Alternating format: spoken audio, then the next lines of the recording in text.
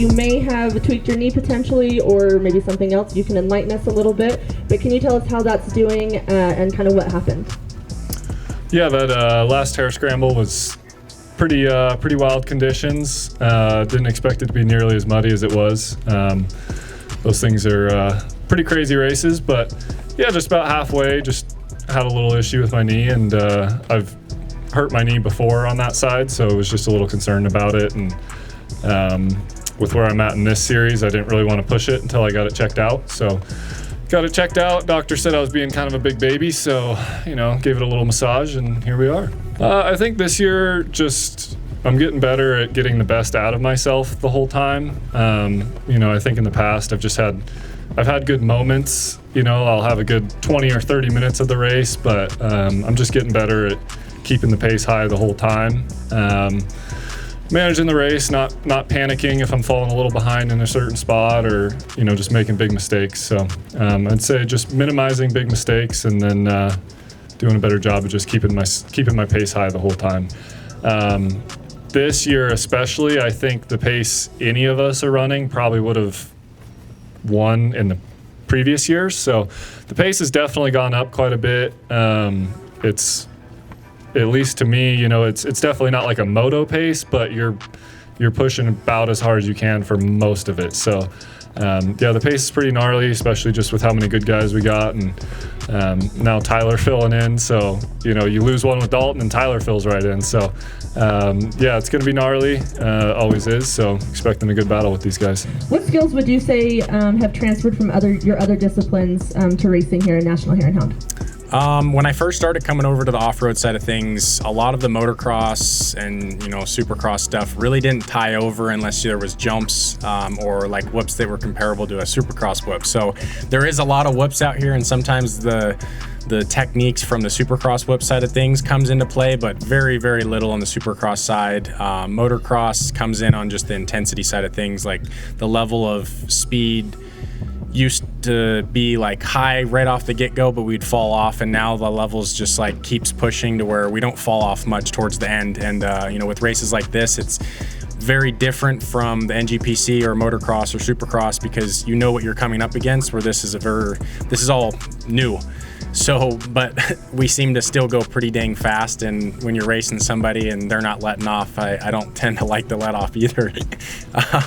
So it keeps it very interesting. There's definitely a couple hairy moments out there per race. It's really about managing kind of just the skills between everything, and there's so much to offer with this course that we have here now, kind of having a little bit more understanding from racing here once before. Different course, but similar terrain.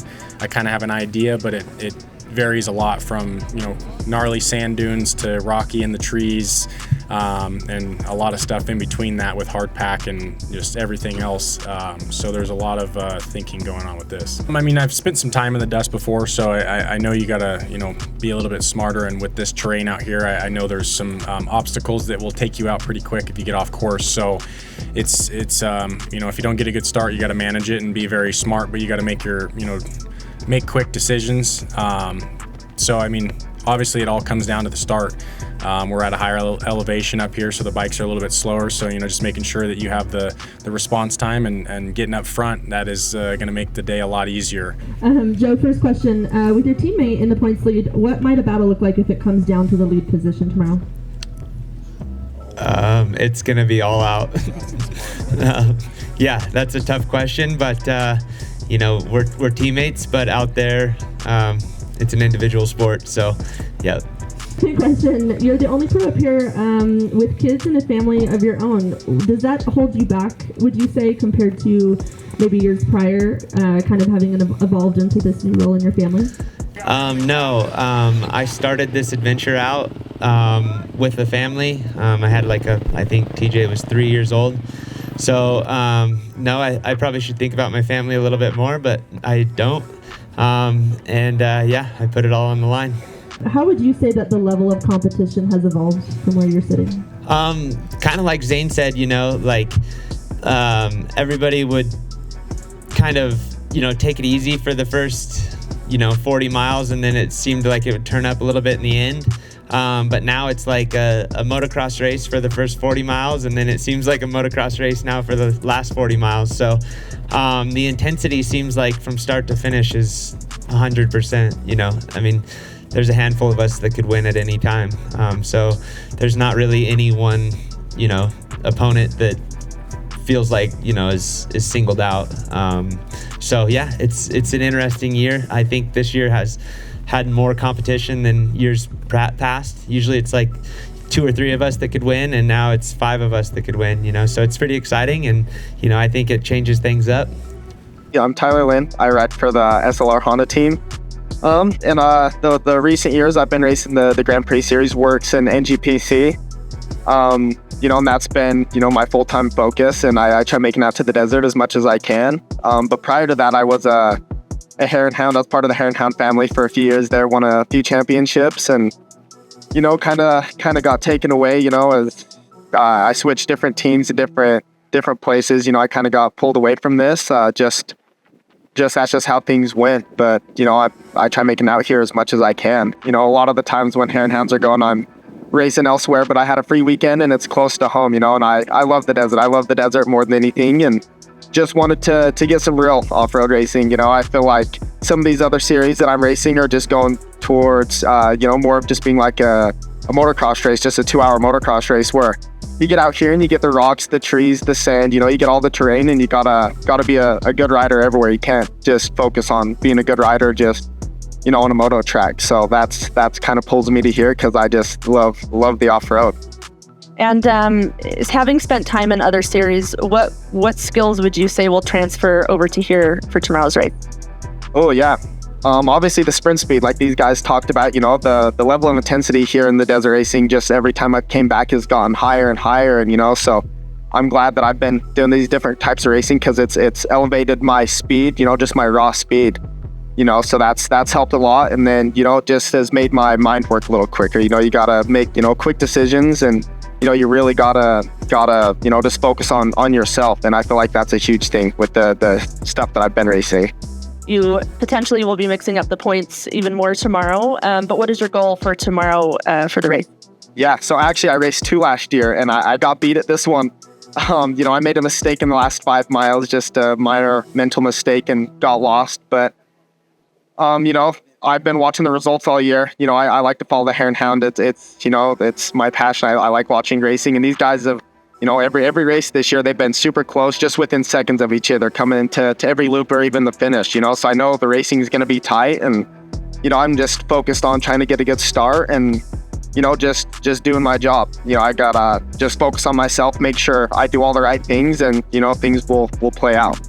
What would you say that you have learned from these older riders in your time racing with us? Gotta think about that one. Definitely just the pace. Like, everyone sort of goes in, they really good at reading to the terrain. The desert where I'm from, there's no rocks. So I've had a fair share of moments and crashes because of that.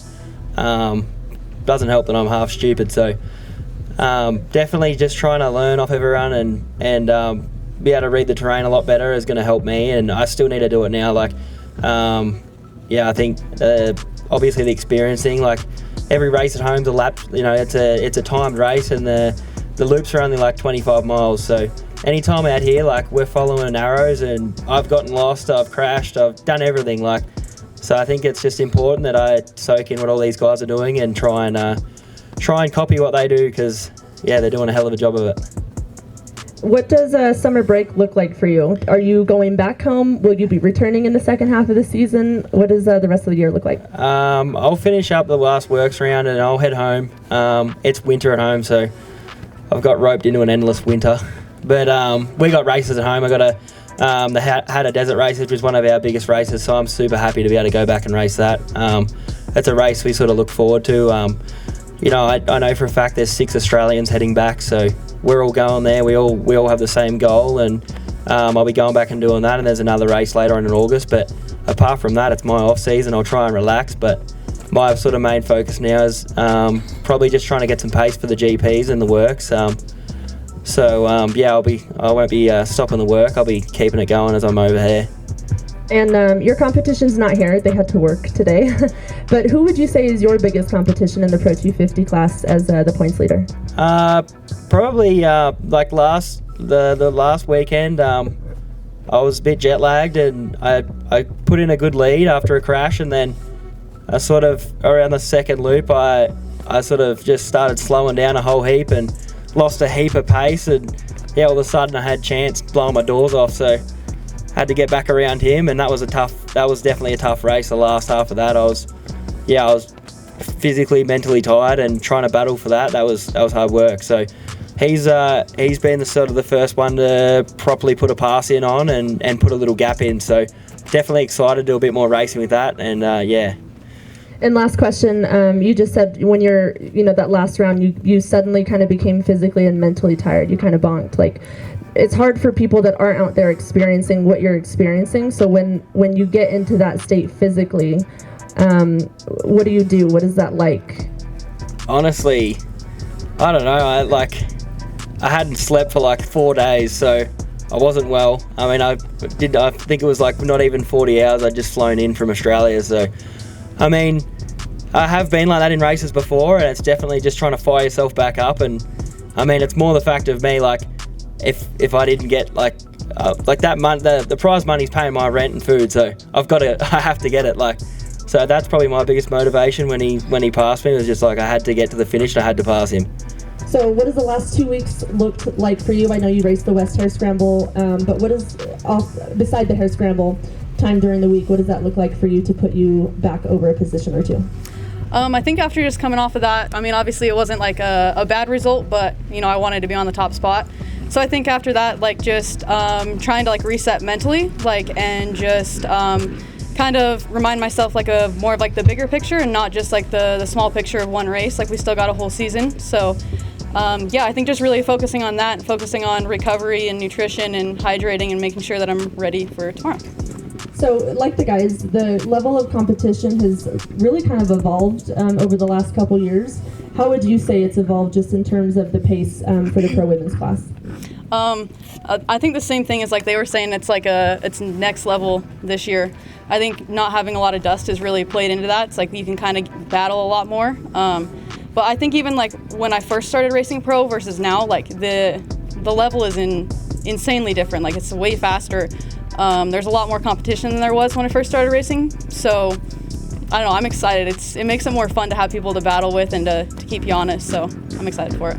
How are you feeling? Are you feeling pretty comfortable coming into that type of terrain versus the last race? And where do you think your strength will be tomorrow?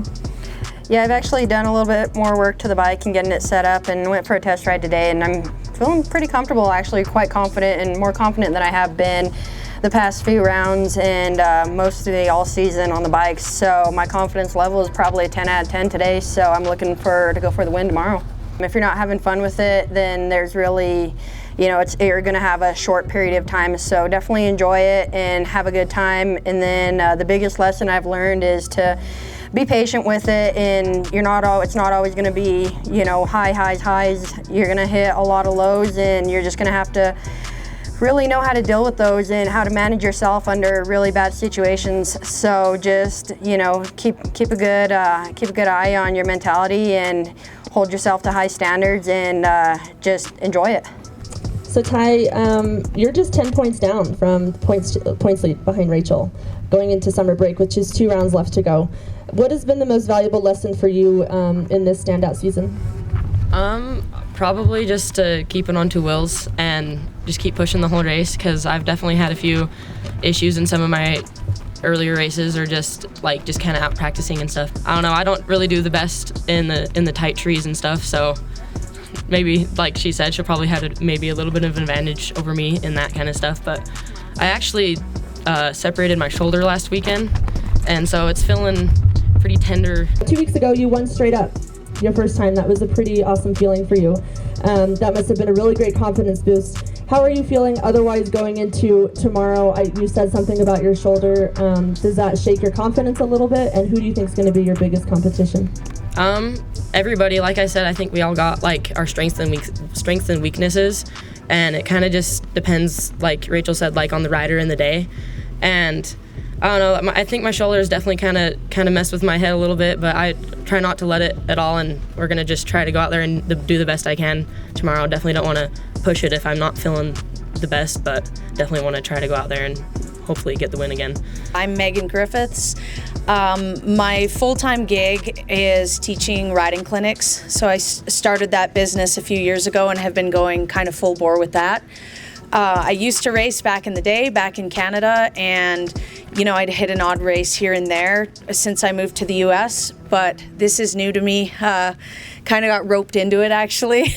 I've been training really hard just for myself and to better my riding for my teaching, and it just worked out that racing was kind of cool too. I got a new bike pretty recently. I'm a two-stroke gal. I've been doing a lot of hard enduro, and I recently bought a four-stroke and started training on the sand track and riding a lot of more desert terrain because I moved down to Phoenix area, and it just kind of sparked something in me. I wanted to go fast, and I figured the Hare and Hounds are probably a good place to go fast. How are you feeling going into tomorrow's race? Because you're kind of the only one that's dropping in, essentially. You're not necessarily lining up for the championship. I'm feeling pretty good about it. I'm super stoked to be making it onto the podium. The competition out here is savage. I don't think I've ever ridden with ladies that are this fast, so it's been super cool to be running with such skilled women, and I'm feeling excited for tomorrow. I'm sure there's going to be lots of battles and good fun.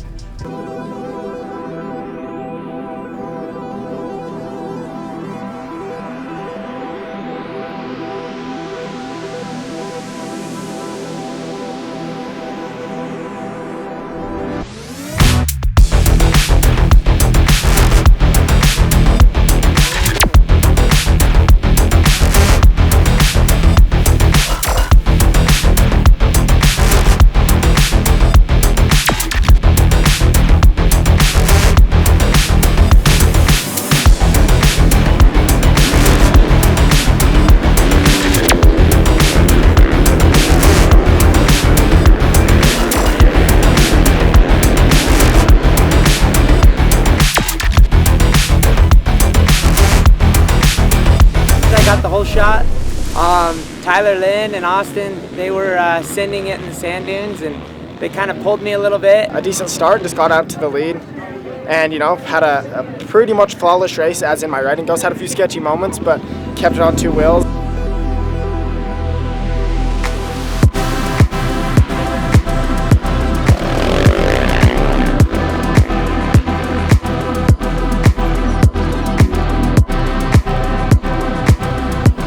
I don't know what it was, but this one just seemed like more of a beatdown than any of the other races. And that's crazy to say because when it was wet, it was balls to the walls the whole time.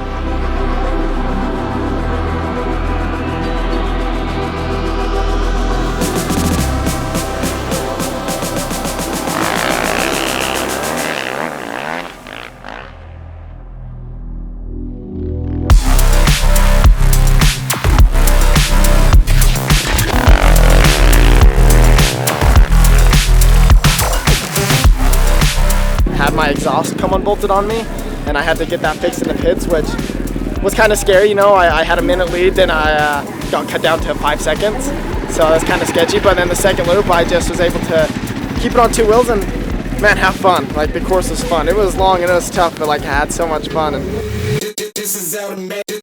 This is automatic. This is automatic. This is automatic. This is automatic.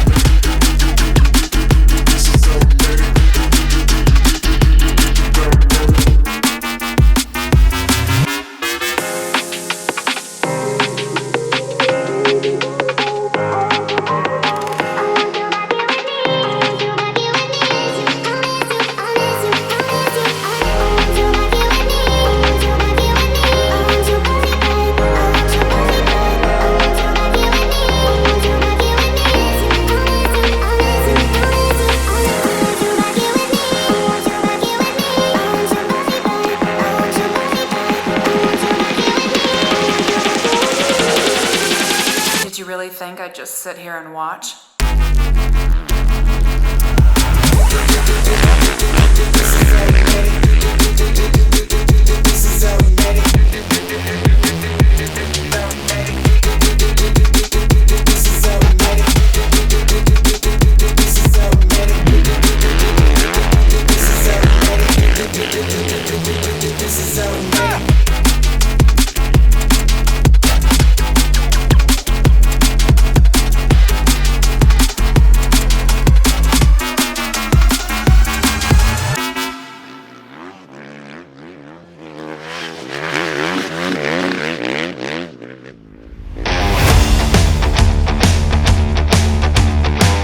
Got off to I haven't had the best start, and did get off to the best start again.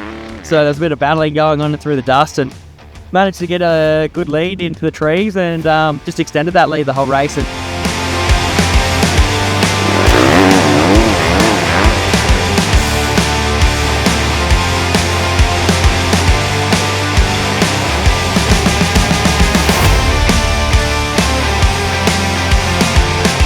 a lot more dusty, warmer out, it wasn't freezing, so honestly both those things definitely played a huge increase in my performance. I mean, I'm in Arizona, so it's always hot, dry, dusty out there, so I was more at home.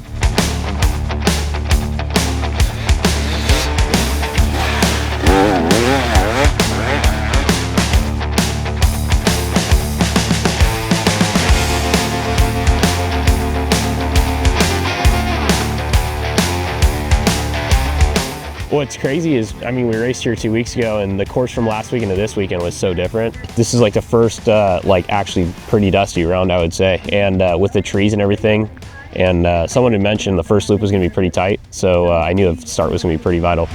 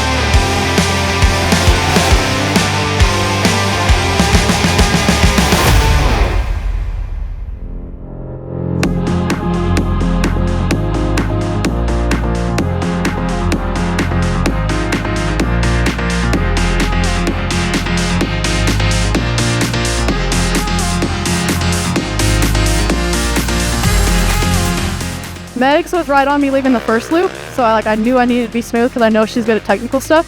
So we were kind of together the first loop, and then I kind of pulled away after that, and I didn't see anyone. But had some good battles back and forth with some of the experts that should probably be in the pro class. But so it was pretty sweet.